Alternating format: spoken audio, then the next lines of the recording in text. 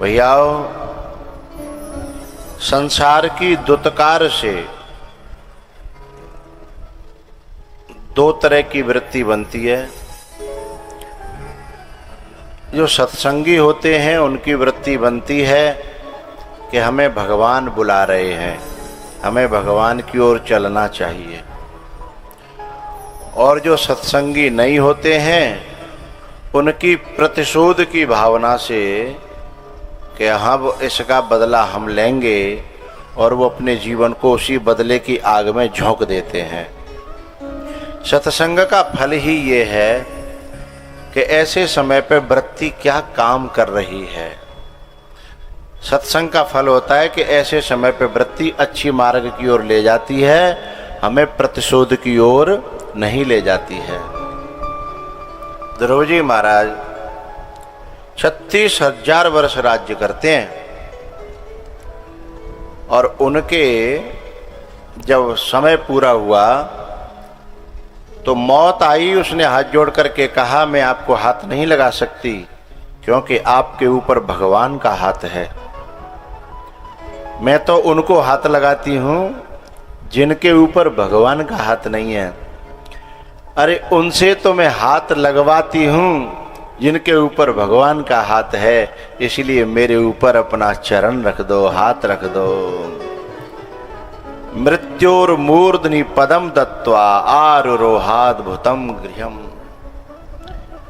मृत्यु के सिर पे पांव रख करके ध्रुव जी महाराज चढ़े हैं। भैयाओ,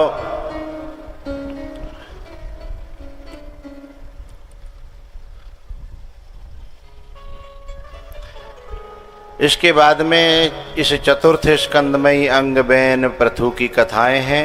5वें स्कंद में प्रियव्रत, उनके ही परंपरा में ऋषभदेव जी बहुत बड़े संत भये। उनके थे भरत जी महाराज, जो बिना सत्संग के साधना करने चले गए। लेकिन बिना सत्संग के, बिना निराई गुड़ाई करे यदि सीधो खात देंगे तो उस खात से खरपतवार बढ़ जाएगा, है। इसलिए कृषि निरावय चतुर किसाना, और जिम बुध तजय मोह मद माना। तो पहले मोह मद और मान को संत के सानिध्य में, सत्संग में जाकर के इनको समझना और कैसे दूर होंगे उसका उपाय करना। उसके बाद जब तपस्या करता है व्यक्ति तो फिर उसकी भक्ति बढ़ती है, वैराग्य बढ़ता है और ज्ञान बढ़ता है। अगर सत्संग नहीं किया, यदि मोह मद और मान समाप्त न हुए तो जैसे ही तपस्या करेंगे तो या तो मोह बढ़ जाएगा, रावण की तरह। रावण का मोह बढ़ गया है। और जब तपस्या परशुराम जी ने करी तो मद और मान बढ़ गया है। तो तपस्या पर बिना सत्संग के हानिकारक हो गई। तो इस प्रकार से भैयाओ, भरत जी महाराज ने तपस्या तो करी, लेकिन उससे ममता बढ़ गई हिरण के बच्चे में। और हिरण के बच्चे में जब ममता बढ़ी तो पता है हिरण का बच्चा तो छोड़ के चला गया, लेकिन ममता ने उन्हें यहाँ तक बाध्य कर दिया कि उसके मोह में रो करके, आसक्ति में रो करके मरना, बोलो करो, मरना पड़ा। और फिर जो अंतिम में सोच के मरेंगे वही बनना पड़ेगा, हिरण बन गए। लेकिन कृपा थी ठाकुर जी की, तपस्या तो करी थी, क्योंकि भगवान की भक्ति में जो क्षण बिताए जाते हैं भगवान उनको बेकार नहीं जाने देते हैं। याद बनी रही, वो शरीर छूट गया, फिर नर का शरीर मिला। अब की बार ठान लिया था कि अब के दुनिया में फंसना नहीं है। और सचमुच में बचपन से ही एक ही बात कहते रहे, मेरो राधा रमण, मेरो राधा रमण, मेरो राधा रमण, मेरो राधा रमन। बचपन से ही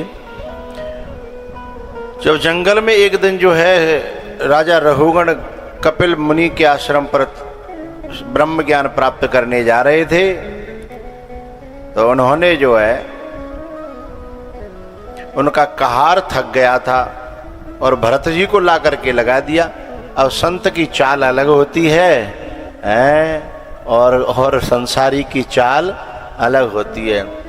संसारी की चाल में धमक होती है, संसारी की चाल में धमक होती है, और पता है संत की चाल में रहम की रमक होती है। कोई चींटी न मर जाए, कोई कीड़ा न मर जाए। और संसारी की चाल ऐसी उसमें धमकदार होती है कि दुनिया को ये बताने दे, पता चल जाए कि कुचल दूंगा, जो हमसे टकराएगा चूर चूर हो जाएगा, ऐसे करते हैं। तो उसकी चाल में धमक होती है। और संत जो होता है ना, पर दुख निज परिताप त्रिवय नवनीता। माखन जो होता है वहाँ पे स्वयं पे धूप पड़े तो पिघलेगा, लेकिन संत जो है अब दूसरे पे ही ताप पर रहो, दुख पर रहो, वो उसी से पिघल जाएगा। तो उसकी चाल में फर्क होता है। सो राजा रघुगण की खोपड़ी फूटी। उसने जो है आकर के उतर के कहा, क्यों रे हट्टे कट्टे, तुझे समझ में नहीं आता, मेरी खोपड़ी फूट गई, तेरा इलाज करना पड़ेगा। काफी देर तक सुनते रहे। जो सचमुच में गहरे होते हैं, समझिएगा, जो सचमुच में गहरे होते हैं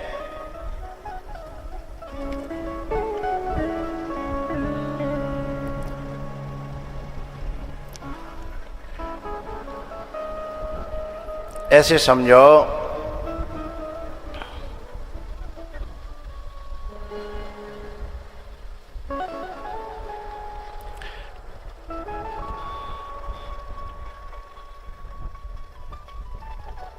किसी के टकराने पर अगर उसने जवाब नहीं दिया,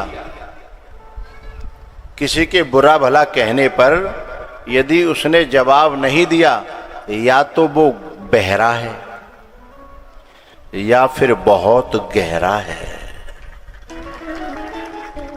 बात समझ में आती होगी तो तभी मुझे अच्छा लगता है, और बात समझ में आती है, आपकी मुंडी हिलती है तो मुझे लगता है दवाई भीतर गई, और तालियों से मुझे पक्का हो जाता है कि दवाई भीतर।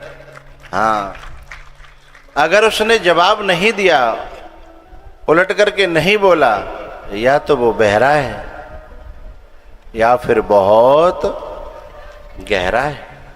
बहुत देर तक भरत जी महाराज बोले नहीं, पर भरत जी बहरे नहीं है, बहुत गहरे हैं। और गहरा आदमी के सामने कोई तब तक बोलता है जब तक वो नहीं बोलता, जल्दी से वो बोलता नहीं है, और जब वो बोलना चालू करता है तो फिर उसके सामने कोई बोलता नहीं है, वो इतना गहरा होता है। जैसे ही भरत जी महाराज ने कहा कि भैया तुम कह रहे हो कि इलाज करोगे, किसका इलाज करोगे? वो बोला कि तेरा। बोले तू मुझे जानता है, तेरी पहुंच ही नहीं है मेरे तक। तो बोले तू जिस शरीर की बात कर रहा है, जिन इंद्रियों की बात कर रहा है, वो स्थूल हैं, वो अनात्माएं, वो मिथ्या हैं, और वो मैं नहीं हूं, वो मैं नहीं हूं। और जिनका इलाज करने की बात कर रहा है वो तो माटी है, उसका इलाज कभी होता ही नहीं है, वो मरण धर्मा है। और जिसके इलाज करने की बात कर रहा है वो तेरे से बहुत ऊपर है, तेरी बुद्धि की पहुंच से है। चौपाई है बड़ी प्यारी। गोचर जह लगे मन जाई,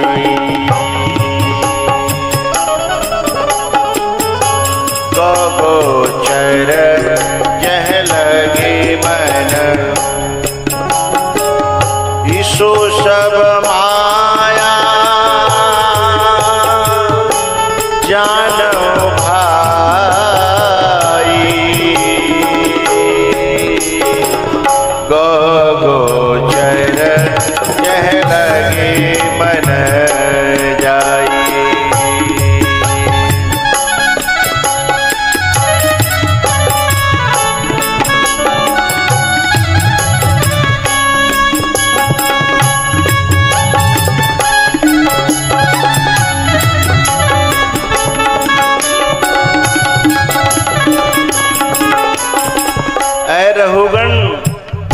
क्या छुएगा? मुझे तो न पुण्य छूता है न पाप छू पाता है, न मुझे राग छू पाता है और न मुझे द्वेष छू पाता है, न मुझे लोभ छू पाता है न मुझे मोह छू पाता है। अरे ऐसे तुम कौन हो, तुम्हें ये नहीं छू पाते? न मे राग द्वेषौ न मे लोभ मोहौ मदो नैव मे नैव मात्सर्य भावः न धर्मो न चार्थो न कामो न मोक्षः चिदानंद रूपः शिवोऽहं शिवोऽहम्।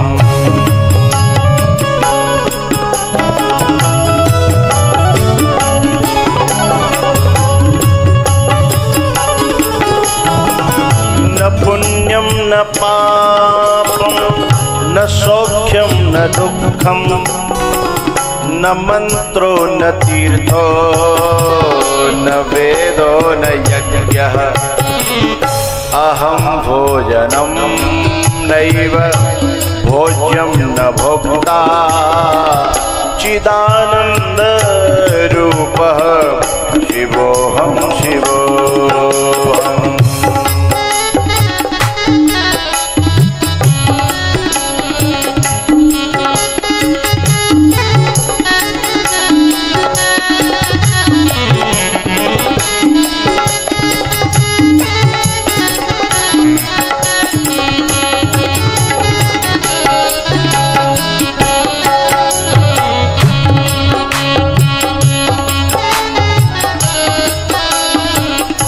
जिसकी खोज में था वो मिल गया, जिसकी खोज में था वो मिल गया। प्यारेओ, हमारे अंदर श्रद्धा प्रेम जग जाए तो हम गुरु खोजने निकले, तो जरूरी नहीं है कि हम जहाँ का प्लान बना के निकले वहीं गुरु मिले हैं। यदि श्रद्धा बहुत गहरी है, प्यार विश्वास बहुत गहरा है, तो गुरु रास्ते में ही आकर के हमें मिल जाएगा। जिसकी खोज थी वो मिल गया, वो मिल गया। वो तो चरणों में गिर पड़ा साहब। बोले अब मुझे कहीं नहीं जाना, मैं जा रहा था कहीं लेकिन मंजिल आ गई चल करके। है मंजिल चल करके आ गई। बड़ी प्यारी बात है। प्रार्थना करने लगे हैं, लागी लगन मत तोड़ना प्यारे, लागी लगन मत तोड़ना गुरुजी मोरी, लागी लगन मत तोड़ना।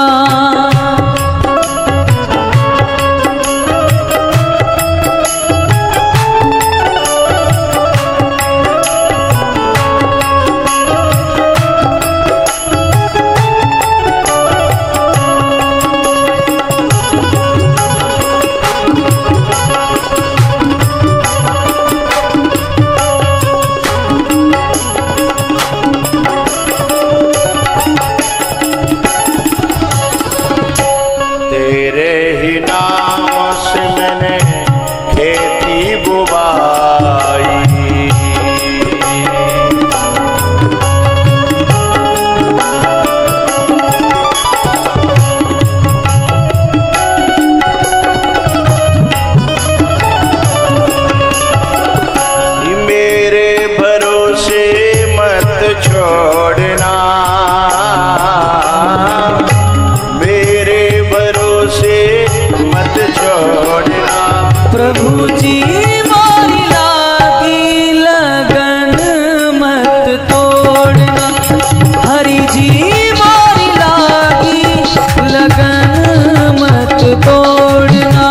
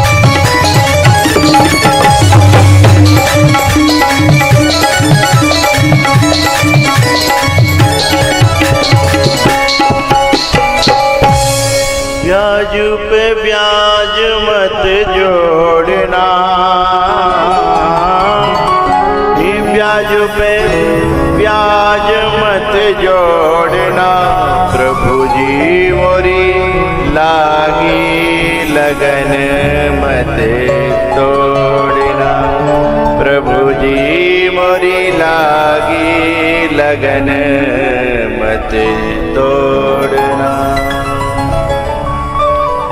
शिष्यस्ते हम साधु माम त्वाम प्रपन्नम, मेरे तो आप गुरु हो, मैं आपको अजानताम महिमानम तवेदम, मैंने आपकी महिमा नहीं जानी। मैं तो जंगल को कोई बाबरो आदमी समझ रहा है, क्योंकि सदा रहे अपन अपो दुराए और सब विद कुशल कुबेश बनाए हैं। मैं तो मुझसे बहुत बड़ी गलती हो गई प्रभु, अनुचित बहुत कहेऊ अज्ञाता है, मुझे क्षमा करना। अब मुझे कैसे पहुंचाओगे वहां जहां आप पहुंचे हो, मुझे कैसे पहुंचाओगे वहां जहां आप पहुंचे हो। उस तत्व को मैं कैसे पाऊं, कैसे जानूं, कैसे समझूं। बड़ी प्यारी बात कहते हैं भरत जी महाराज कि हे रघुगण, वह तत्व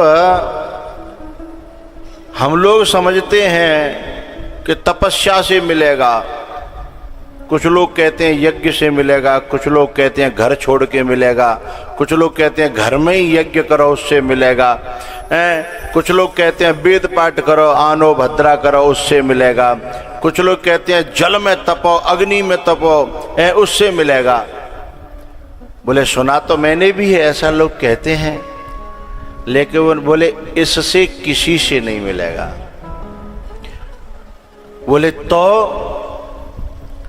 बोले जिसने उसको पाया है उसके सानिध्य में, उसकी सेवा में अपने आप को गलाने से वह वस्तु प्राप्त हो जाएगी।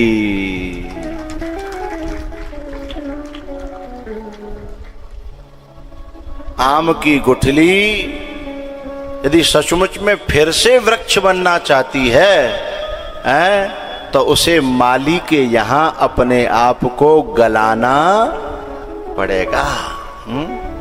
बागवान के यहां उसे गलाना पड़ेगा, फिर उसमें से फूटेगा उसका विराट रूप, उसकी जड़ें, उसकी शाखाएं, उसका तना, उसके पत्ते, उसके फूल, फिर उसमें से फल, और फिर अनंत फल पैदा हो जाएंगे एक गुठली में से, है ना, जो बिखरी बिखरी फिर रही है, जो संसार ने चूस के फेंक दी है।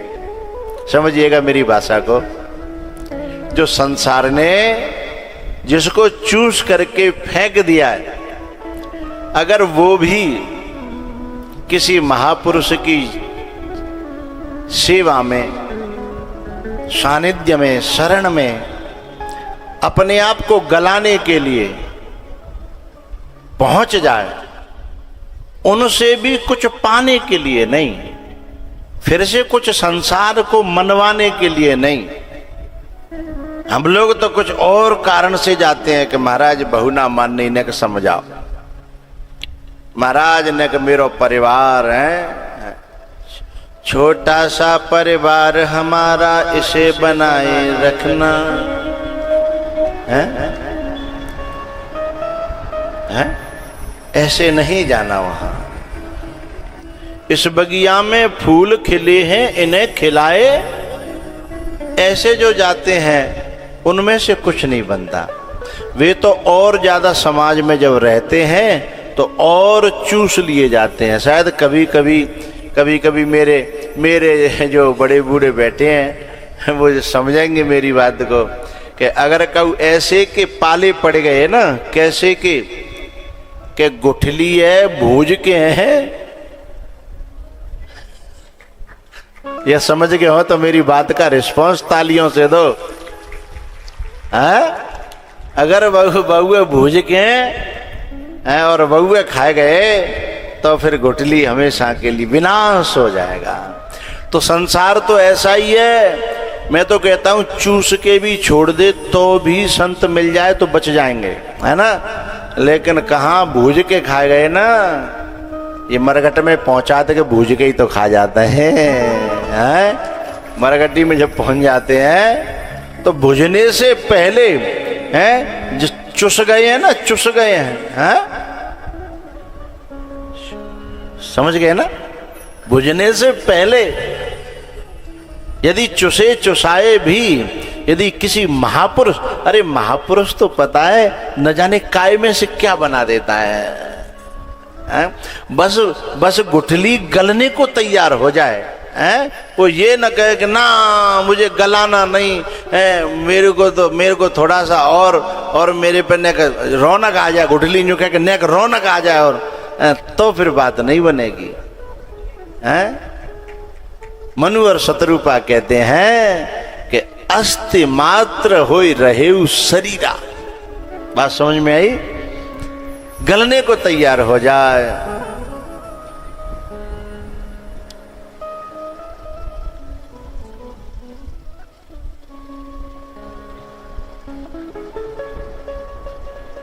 मिटा दे अपनी हस्ती को अगर कुछ मर्तबा चाहे, और वो दाना खाक में मिलकर गुले गुलजार होता है? तो यदि वहां से भी बच गए ना भुजने से, भुजने के बाद वो गुठली बड़ी मीठी लगती है और बाकी बात पानी पियो तो और मीठा लगता है ना। मेरी बात तक पहुंचेंगे अभी और संकेत करूंगा तब। भुजने के 13 दिना बाद गुड़ के चीनी के वो मीठो लगत है, समझ ले हो। हाँ, कोई तो कहता प्योर दूध की बनवांगो, प्योर दूध की। मेरा बाप मरियो है, ऐसे ही थोड़ा ही है, खाएगा भूज के अब मीठो लग रहा है दुनिया है। 13 दिना बाद उस गुठली के उसकी मिठास ले रहे हैं। तो भुजने से पहले अगर चुसने तक भी हम जाकर के पहुंच गए और वो क्या करेगा फिर हमको हमारे ऊपर मिट्टी डालेगा, फिर थोड़ा सा नीचे दबाएगा, उसमें राजी रहना। जब वो दबाए तो ये मत कहना कि ले हम तो काय को आए और तो आप क्या कर रहे हो। बोले ना ना ना ना, हम गुरुओं के यहाँ जाकर के क्या कहते हैं, हम तो काय को आए और जी आप हम पे क्या करवा रहे हो। ना ना ना, जो बनाओ सो बन जाएंगे, जहां भेजो वहीं जाएंगे।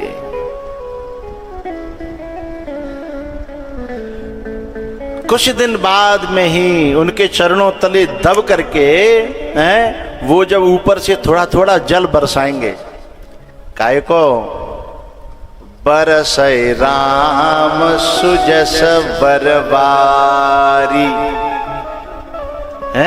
ये राम कथा का जल जब ऊपर से बरसेगा तो भीतर से कुछ फूलेगा, जो छुपा हुआ है गुठली फूलेगी और उसमें से एक अंकुरण फूटेगा। एको हम बहुश्यामा अहम ब्रह्मास्मि अयम प्रज्ञानम ब्रह्मा। कृष्णो हम पश्यत गतिम, रामो हम कृष्णो हम शिवो हम, ये भीतर से फूटेगा। गुरु के डाले हुए जल के बाद की बात है, ये जमीन में दब जाने के बाद की बात है। फिर भीतर से फूटेगा। फिर पता है जब ये फूटेगा और जब वो दरखत बनेगा, उसकी छाया में लाखों लोग विश्राम करेंगे। हो हे तरन तारन नर देव, हो ये तरन, इशारा देख लिया करो तबले वाले का। होए तरन तारन नरतेऊ उबार कर नाम जपत जग जेऊ।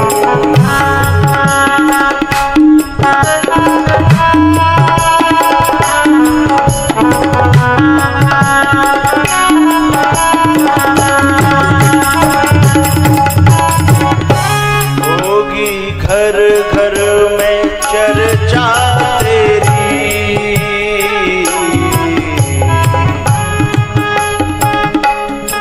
पहले से लोग प्लान बनाएंगे राहगीर, अरे वहां विश्राम करेंगे, चलो नानू में, वहां जाकर के सुख मिलेगा, शांति मिलेगी, छाया मिलेगी, तृप्ति मिलेगी, रस मिलेगा।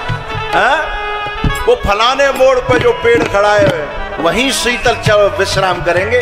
लोग विचार बना लेते हैं ना, क्योंकि जिसके पास छाया है, शीतलता है, वह सारी दुनिया आकर के शांति पाती है, विश्राम पा लेती है।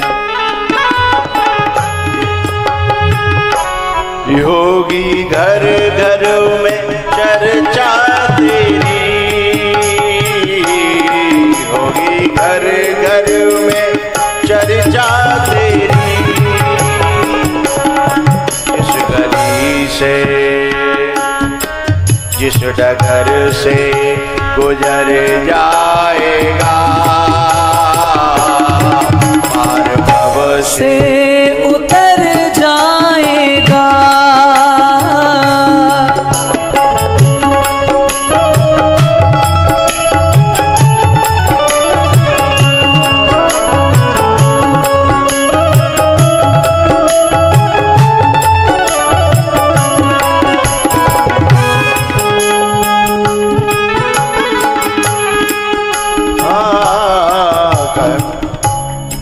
सब कहेंगे कहानी तेरी,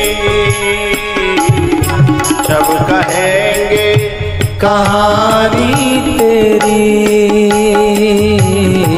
काम ऐसा जो कर जाएगा, पार भव से